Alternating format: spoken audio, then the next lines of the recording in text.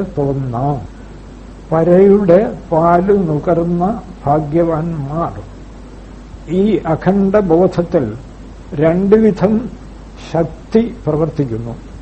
ഒന്ന്, എല്ലാം ഒന്നെന്ന് കാണിക്കുന്ന ശക്തി.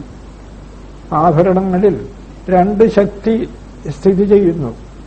എല്ലാം സ്വർണമാണെന്ന് കാണിക്കുന്ന ഒരു ശക്തി, വള, മാല, മോതിരം, ഇങ്ങനെ നിരവധി ആഭരണങ്ങളുണ്ടെന്ന് കാണിക്കുന്ന മറ്റൊരു ശക്തി. ഒന്ന് സത്യത്തെ കാട്ടിത്തരുന്ന ശക്തി, മറ്റേത് അസത്യ നാമരൂപങ്ങളെ ഉണ്ടെന്ന് തോന്നിക്കുന്ന ശക്തി. അതാണ് ഭ്രമം. അപ്പോ പര, ഒന്നെന്ന് കാണിക്കുന്ന ശക്തിയാണ് പര. നാനാത്വഭ്രമം, അതായത് പലതുണ്ടെന്ന് ഭ്രമിപ്പിക്കുന്ന ശക്തി അപര.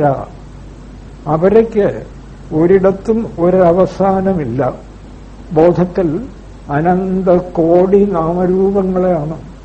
ആധുനിക ശാസ്ത്രജ്ഞൻ തന്നെ അമ്പരന്ന് നിൽക്കുകയാണ്.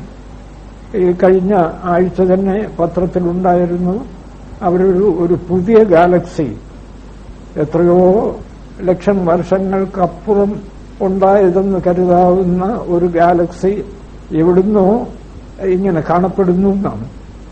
ഇതെവിടെ അവസാനിക്കും? ഒരിടത്തും അവസാനിക്കില്ല. അതാണ് നാനാത്വഭ്രമം.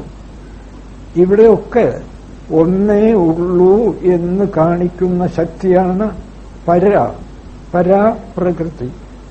എന്ത് കണ്ടാലും അതിൽ വസ്തുവിനെ കാണുക. നാമരൂപങ്ങളെ മാറ്റി നിർത്തിയിട്ട് വസ്തുവിനെ കാണുക. ഇതിലെന്താ പ്രയാസം? കൃഷ്ണൻ തന്നെ ഗീതയിൽ വ്യക്തമായിട്ട് പറയുന്നില്ലേ? വ്യവസായാത്മിക ബുദ്ധിരേഖ. അർജുന, വ്യവസായം എന്ന് വെച്ചാൽ സത്യനിശ്ചയം. സത്യനിശ്ചയം എന്ന ബുദ്ധി ഒന്നു മാത്രം.